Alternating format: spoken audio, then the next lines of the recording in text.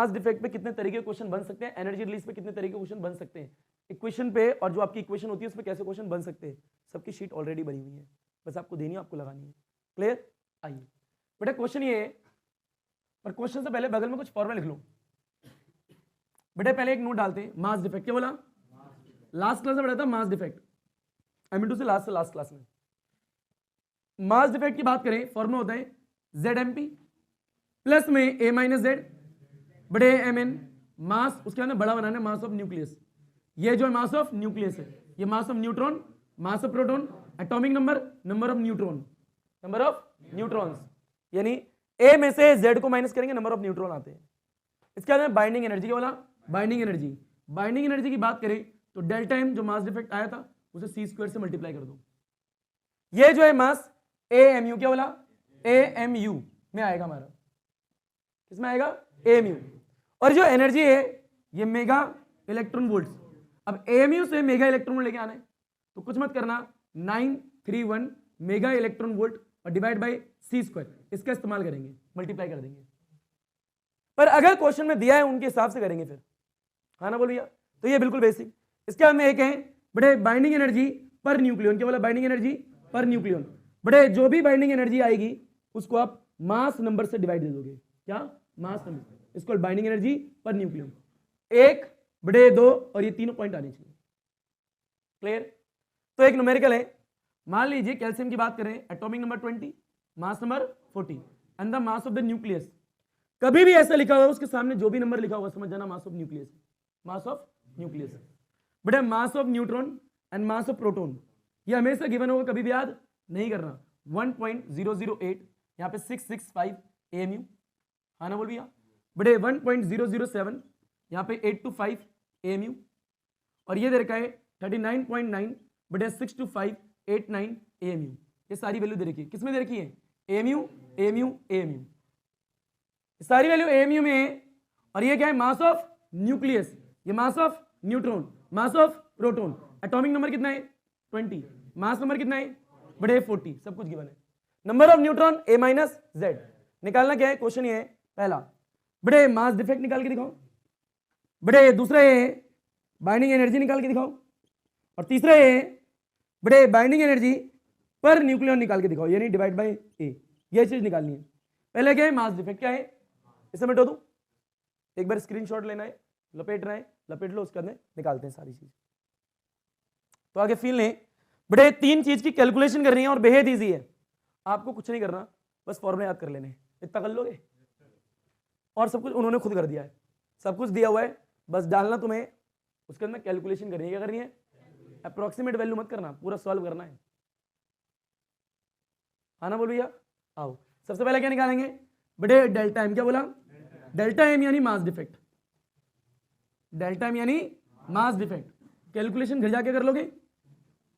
चलिए यहां पे क्या है, पहले बड़े फर्स्ट डेल्टा M, ये डेल्टा M क्या होता है, बड़े ZMP प्लस में बड़े A माइनस Z या MN, याद रखना ये दोनों स्मॉल m है, और mass of nucleus, mass of nucleus.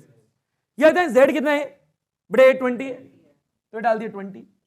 Mass of proton, mass of proton ये रहा, बड़े 1.007 और यहाँ पे 825, क्या बोला 825 है, तो 825 तो अच्छी बात है, पर पीछे यूनिट क्या है, AMU, तो यहाँ पे AMU आएगा, लिख नहीं रहा हूँ, बता रहा हूँ, प्लस लिख दिया या प्लस लिख दिया। ये A माइनस Z, यानी इसमें से इसे माइनस करो, 20 आएगा, तो यहाँ लिख दिया 20।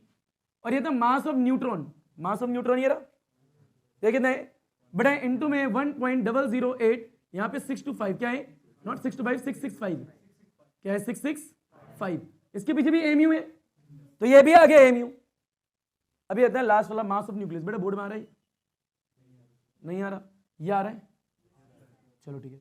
बेटा ये क्या है, मास ऑफ न्यूक्लियस, लास्ट में जो मास ऑफ न्यूक्लियस है माइनस के साथ में, वो नीचे लिख के दिखा रहा हूं, ये आता है मास ऑफ न्यूक्लियस कितना है, ये रहा, बड़े क्या लिखा है 39 है, 0.9 है, 625 और 89 है, ये दे रखा है। ये भी क्या है, AMU है, तो इसके पीछे भी क्या है AMU, इसके पीछे भी क्या है AMU, यहाँ पे भी क्या है AMU, ब्रैकेट के बाहर क्या आएगा, तो यहाँ पे ध्यान से देखो क्या कर रहे हैं, 20 लिख दिया, ये लिख दिया, इन सबको सॉल्व करोगे कुछ तो आएगा, उसमें से माइनस करोगे कुछ तो आएगा, पूरा सॉल्व कर रहे हो कुछ तो आया होगा।